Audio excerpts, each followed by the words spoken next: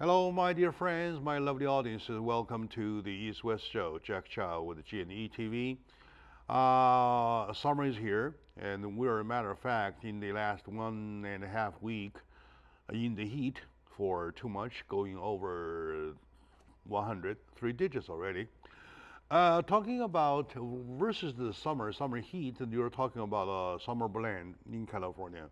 With the summer blend that we're using, looking at the gas price, we really have a question to ask: where are we heading?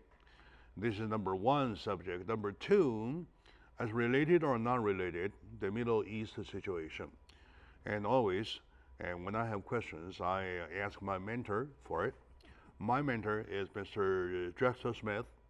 Mr. Drexel Smith is a Middle East specialist, and he is also an energy specialist, namely in the area of nuclear safety. He's been a consultant for the U.S. part for a China-U.S. Nuclear project, big one, and he's also a proud Rotarian. Has been busy with his philanthropic activities. So, sir, welcome to the show. Jack, it's always great to see you. Mm-hmm. I like your introduction with the heat. Yeah, heat. As I say, it's hotter than a bride's kiss. Oh, yeah, yeah. Man, you get burned. You get burned doing that. And those of us that remember. I got burned. See, I got burned. Yeah. Those of us that remember the bride's kiss remember how hot that can be. All right. So, all right. It's quite warm. It's quite makes some sense. Yeah, but only it's too hot.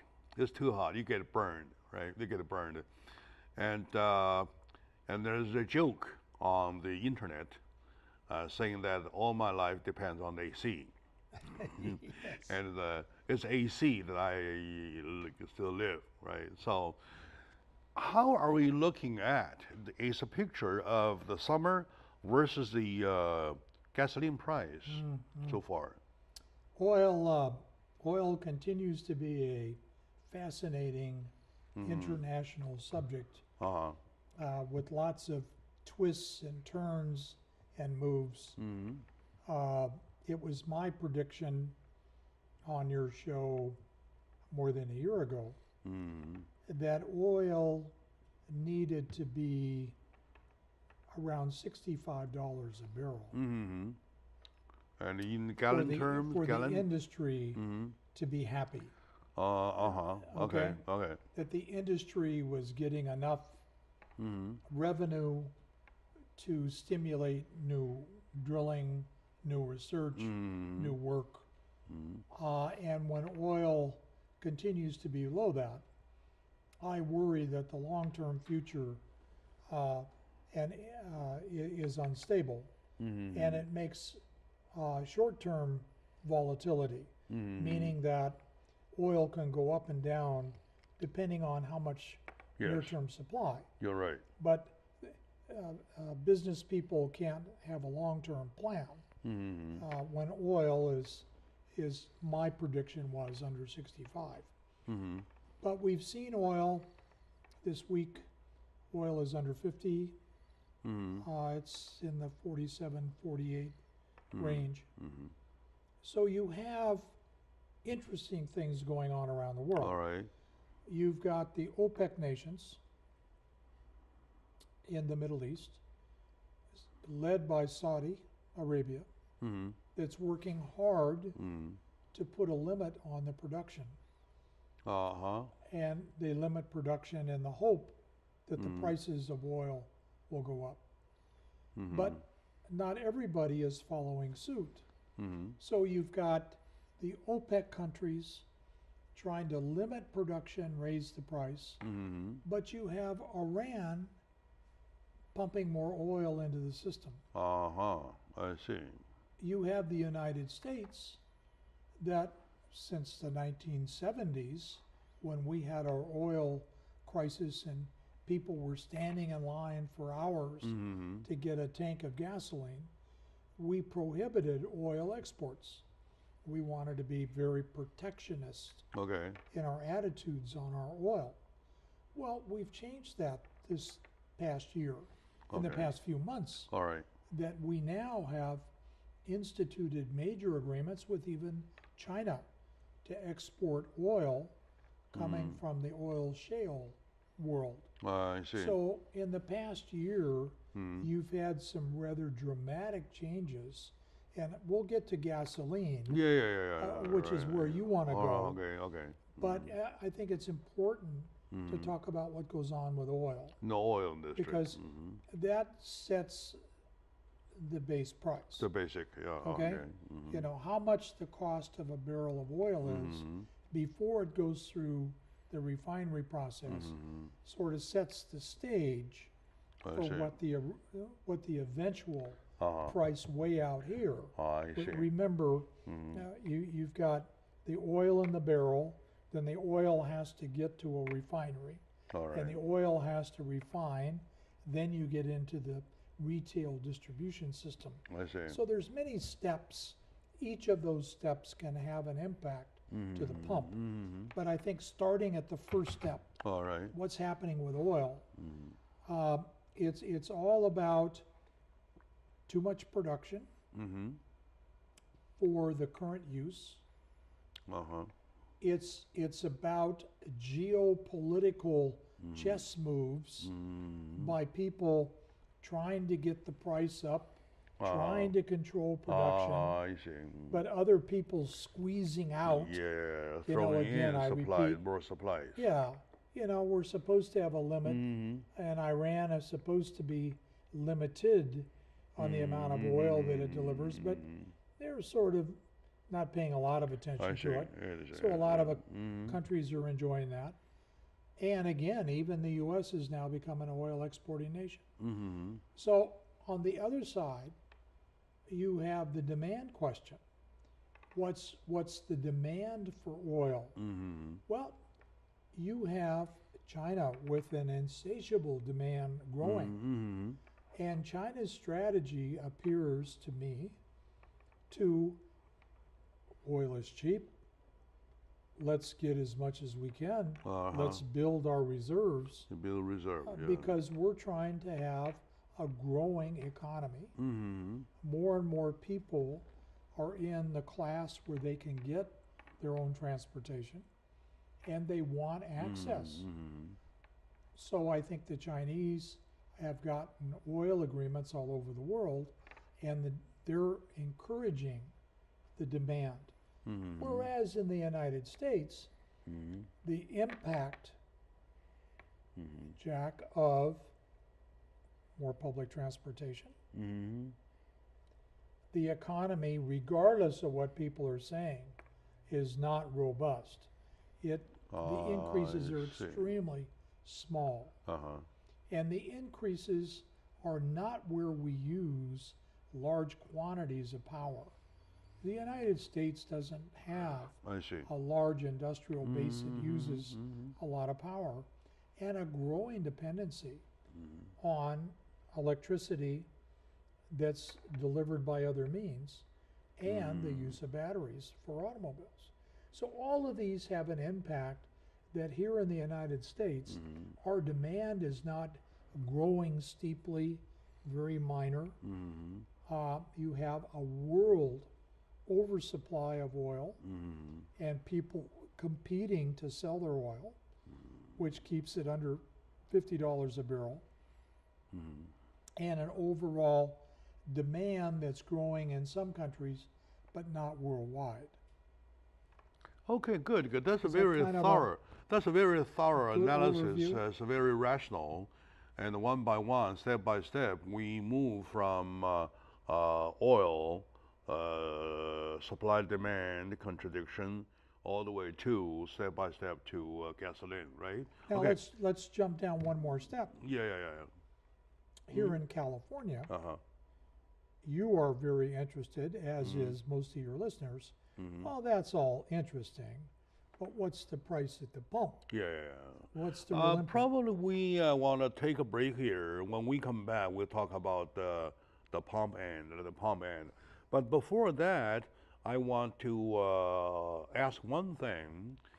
It is easier to understand than not that when they control production, they want to boost the price up. Yes, absolutely. Right? That's the purpose. Yes. And the question is, what is the purpose for Iranians and whoever other sources like Saudi Arabic countries to throw supplies in? They want to keep the price down or what?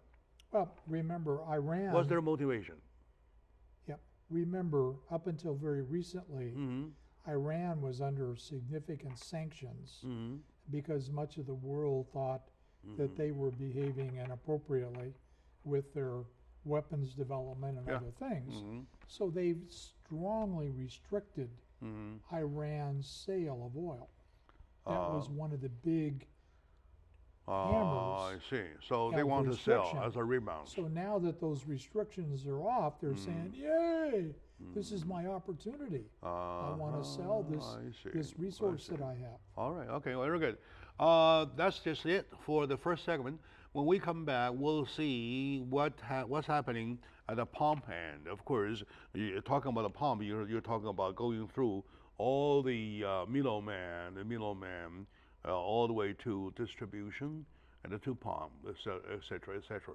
So with me today is my good friend, my mentor, Mr. Drexel Smith. He always mentors me till these days. I love him for that. And let's take a short break. When we come back, we'll continue, please.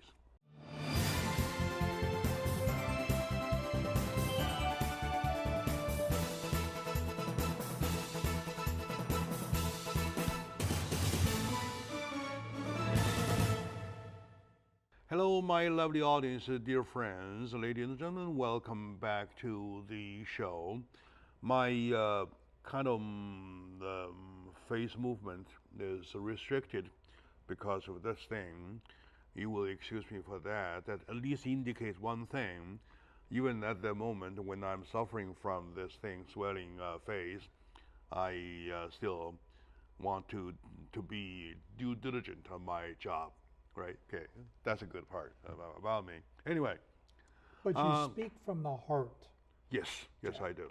I feel obligated to bring my audience because people started asking me, let's talk about some gasoline price for the summer. So, to my consumer, to my audiences as consumer, they might not understand what happens at the very bottom, right? On the surface, they see the price change.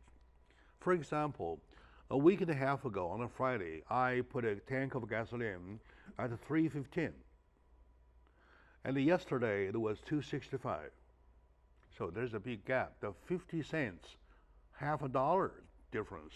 So see such a jump, fluctuation, what caused it, please? Again, we started the program with the beginning of the cost is oil. And then from oil, we go to refining and then the distribution chain. Each step in that chain can have an impact to what you pay as a retail price. And in some cases, the prices change on prediction. I predict that the price of oil is going to go up or down, and I buy my future investments in the futures market, depending on my guess on that, that has an impact. But more locally here in California, we see big changes, more from what's happening at the refinery, in my view, than any of the other legs beyond oil. So oil changes will have an effect on the end. The next big deal, in my opinion, is what happens at the refinery. Is the refinery working at a big percent of production and they're being efficient? You may remember at a previous show, I talked about the significant price increase then was based on one refinery had a fire, another refinery was down for that was maintenance, quite much about the first part of the year. Yes. Yeah. So all of a sudden we had a big choke where the refineries couldn't produce, creating this demand. I so a price change like you see, I don't know for exactly sure, but my guess was because of the refinery. The refinery was producing premium fuel and not regular. It was producing this instead of that, or they might have shut down for maintenance, or you know, the cost of electricity when it gets this hot changes and they fluctuate. There's a number of things that the refineries do. The good news is that the refineries in California today, in the past year, have made some significant investments to make things better. These are old refineries, and many of them have not kept up. So it doesn't take much of a little hurt, and the impact is significant on what they produce, and the impact to the retailer is instant. It takes very little change at the refinery for the distributor to make a change and the retailer to make a change. Is that helpful? Yeah, that is. That seems to feel about it. But the thing is that the fluctuation going down and up, down and up, is it go in accordance with the very end, with the starting source about the oil supplies and demand, or is it on the contrary? It always begins with the price of oil.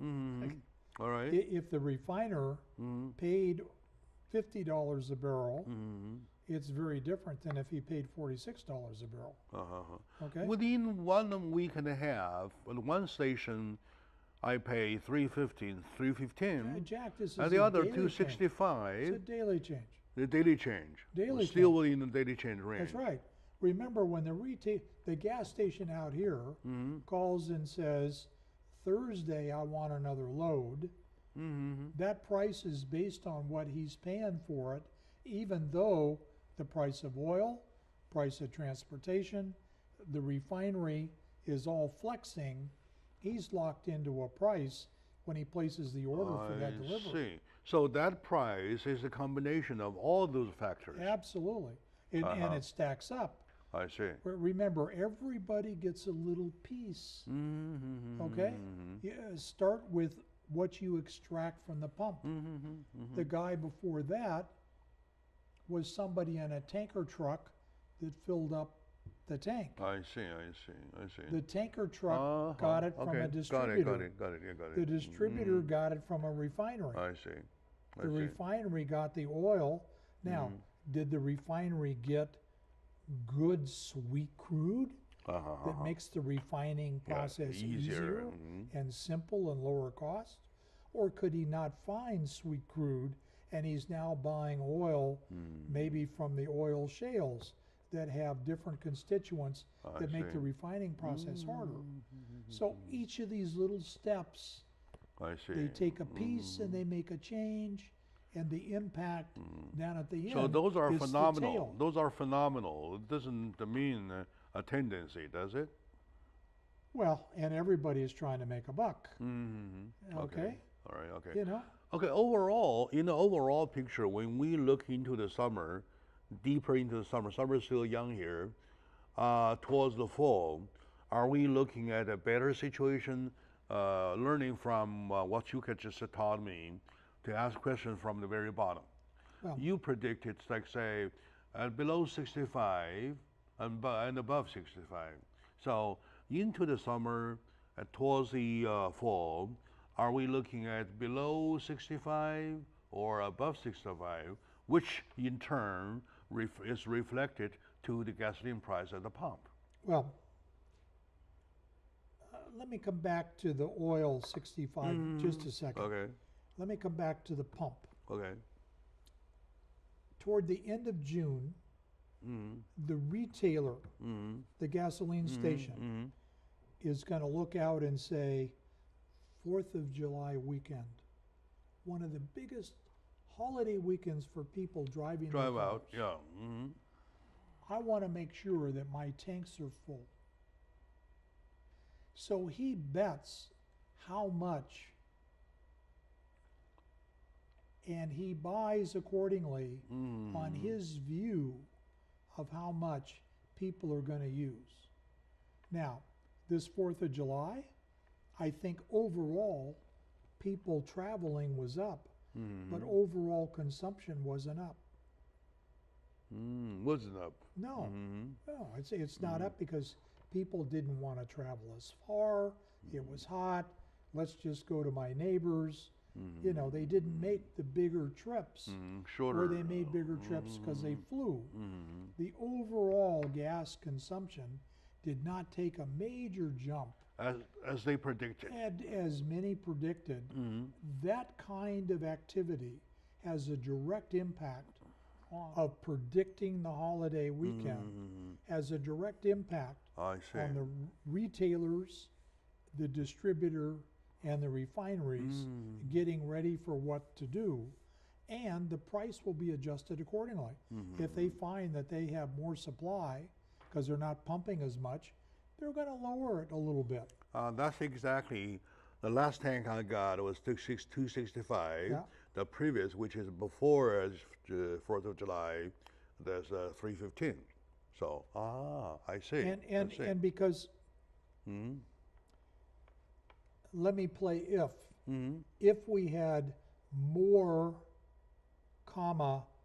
modern refineries, if we had a better distribution system where things were more static and predictable, okay, I think you'd see less fluctuations at the price of the pump. I see. But here in California, as you know, we have a special blend of gas for air quality that makes it, we pay the most expensive prices in the continental United States because for all those blends. So everything we're working right to the edge.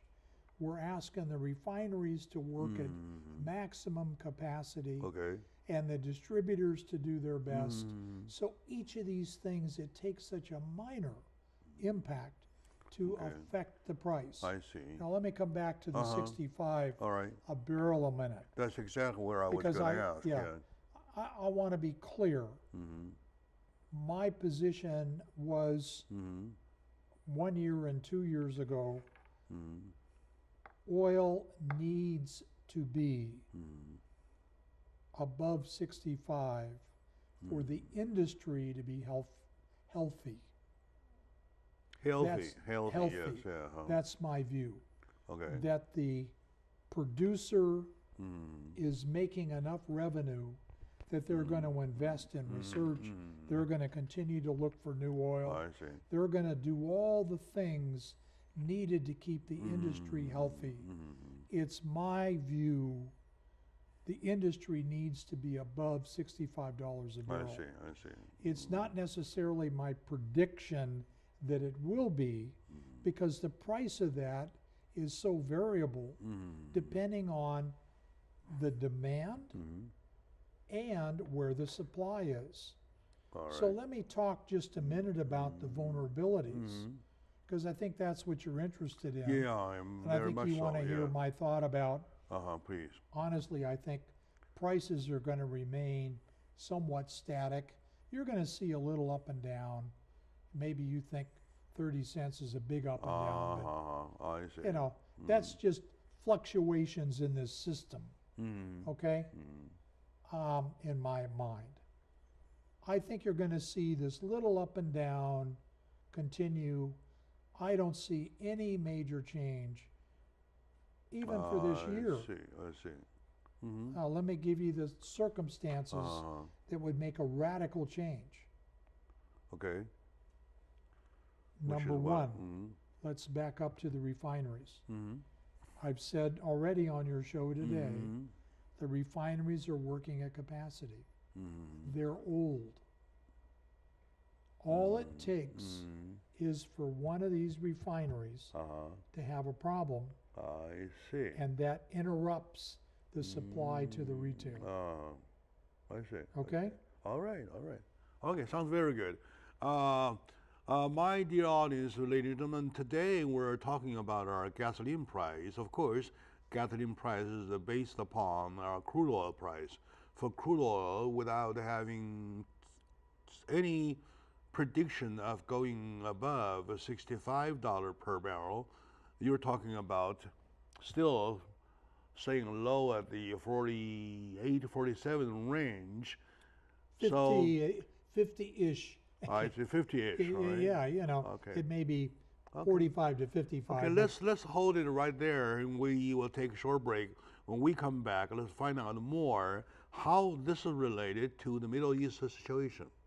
It is always related, and let's find out the summer of 2017, how it is related. Stay with us, please.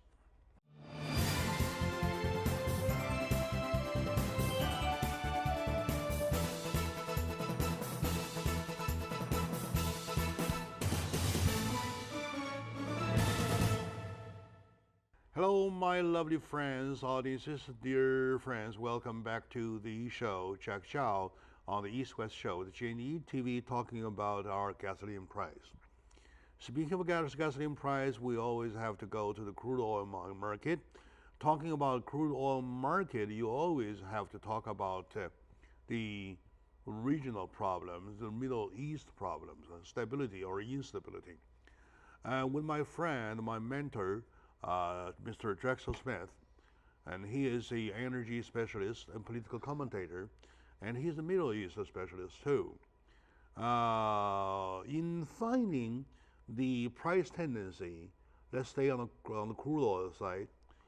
So how likely is, or how much likely, by saying from a scale from 0 to 10, how likely is the oil price remain below 65, let's say 50-ish, and how likely it is go above?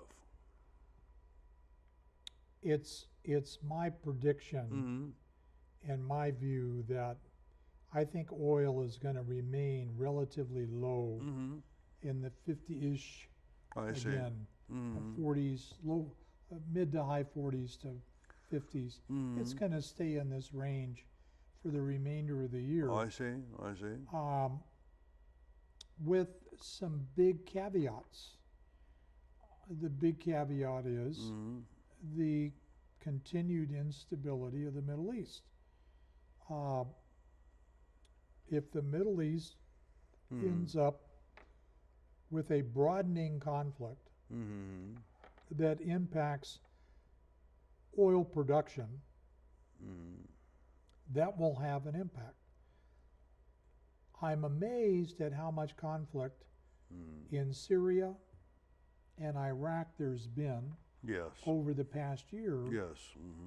But it hasn't affected the pumping of the oil. I see. And I think that's because they all enjoy the revenue. They need that revenue.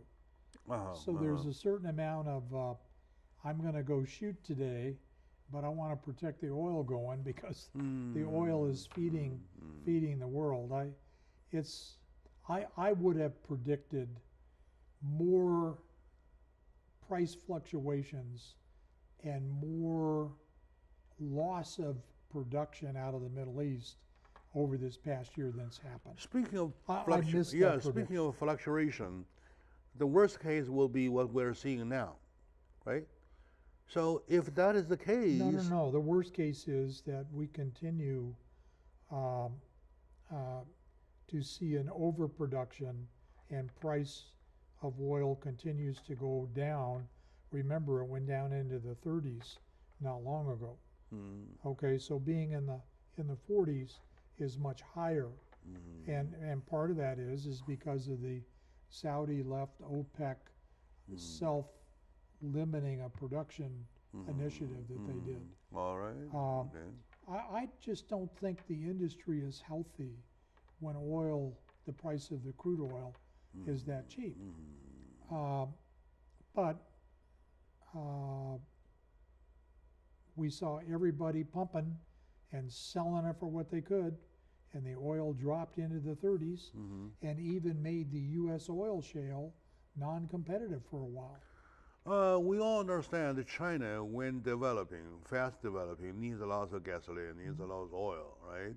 For that, they lay their demands heavily or largely at the Middle East supplies, to get as much, if I quote from you, to get as much out of Middle East as possible. Well, and Africa. And Africa. But again, more recently, and only a few months, China has now negotiated with the United States for the U.S. for the first time in many, many years to export oil. It's been prohibited up until then. And then, in addition to China, you have Russia, you have the United States, all right? How would each of the three countries, the major players, function in the versus the Middle East situation now? The Iranian is producing, right? There are more Iranian producing, and the other Arabic countries are producing, throwing supply to the market, hoping to get paid their share. And China and the United States each gets in. How each would function, including Russia? Please. I think that's a hard one, is it? I think, and regretfully, I'm going to say, each of those three major countries are going to behave to their own personal best interest, as opposed to the best interest of the world. Yeah, that's not wrong. They always do that. I think.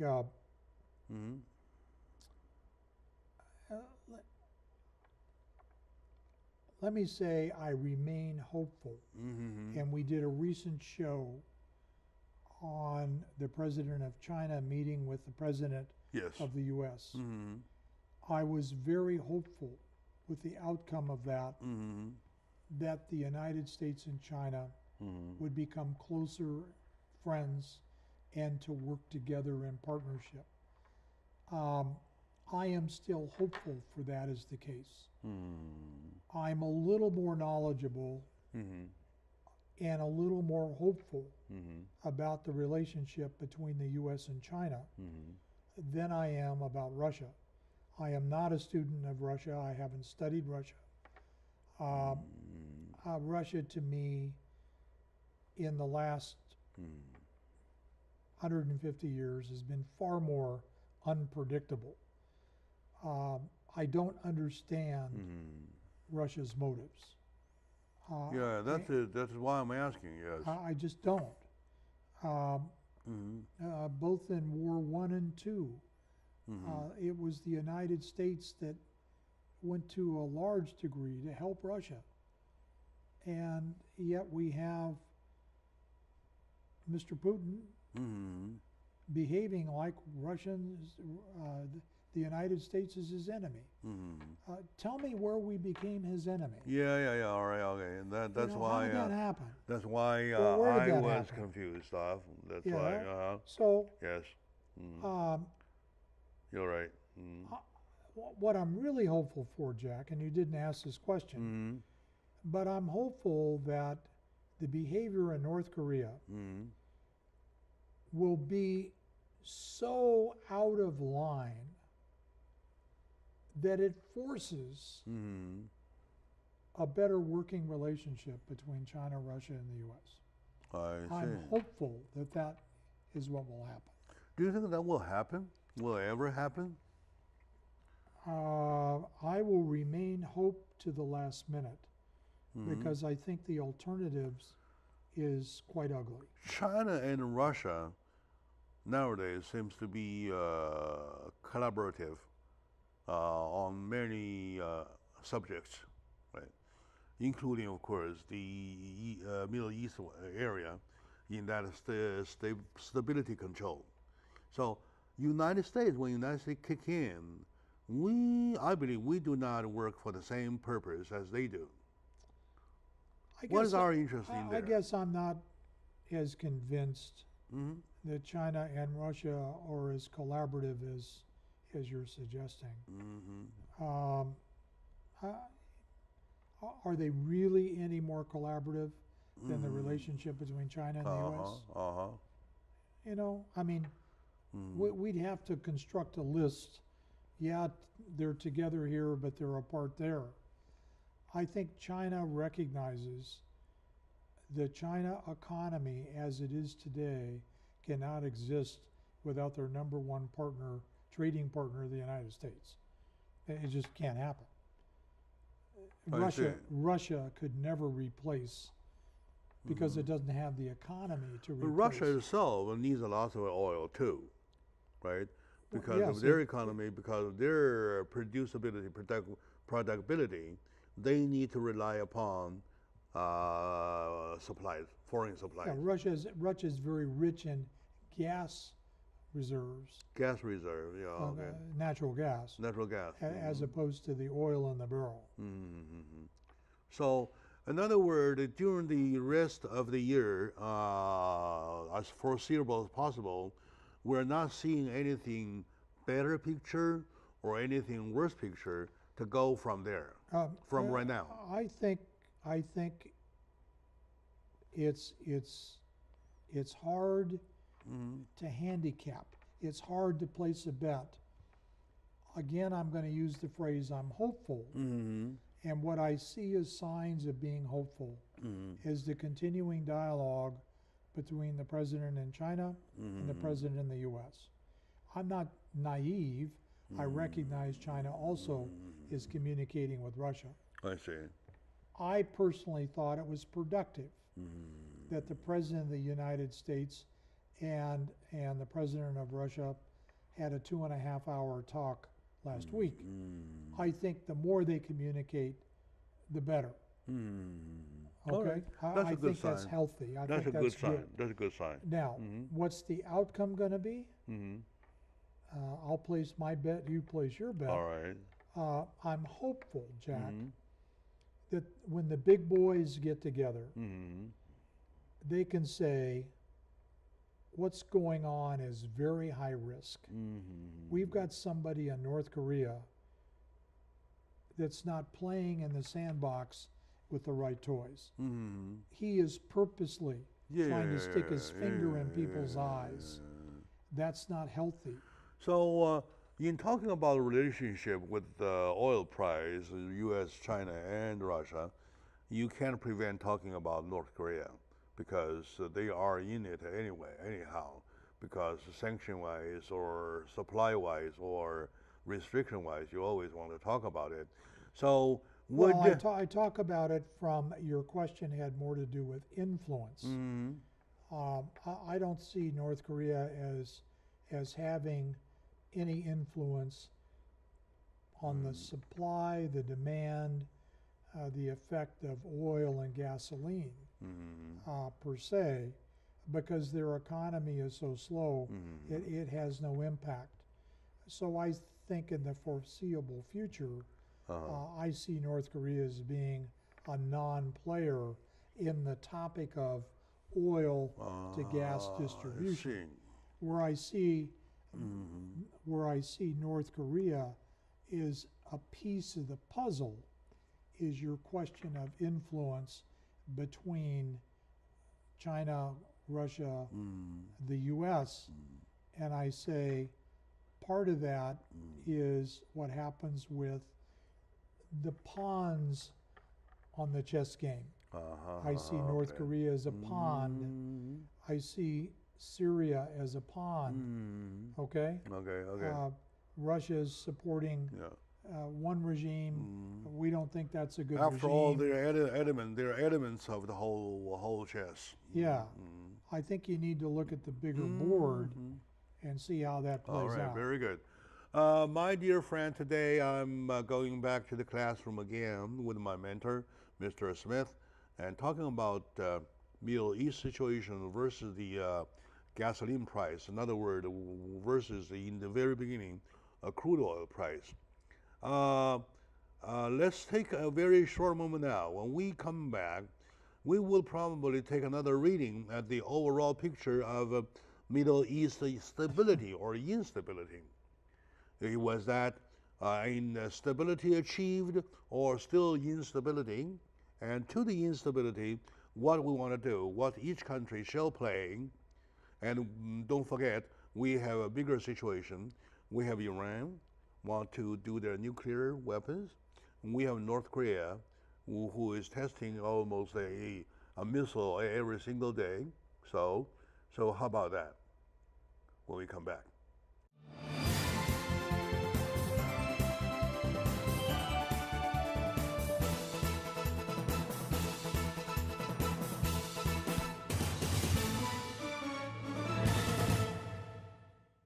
Hello, my lovely friends, dear audiences. Welcome back to the show, East West Show, Jack Chow.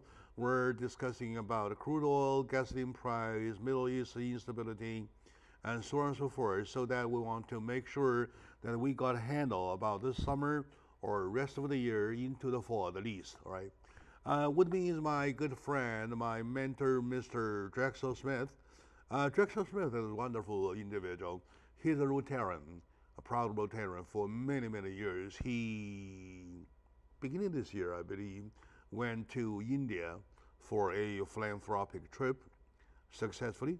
And of course, that was made by out-of-pocket money, everything, including air ticket, food, everything. And this is really something that I would like to salute. And he also a political commentator, specialized in the Middle East situation. So to that part, shall we find out what kind of picture of the Middle East as whole, to indicate if we have a handle towards the summer, end of summer, the fall, the rest of the year, please. Is there any war going on? Or could be another war going on? About India, about Iraq, about ISIS, and so on and so forth. Jack, I'm going to disappoint you and not offer an opinion or a position. Yeah, go ahead. Feel free to disappoint me.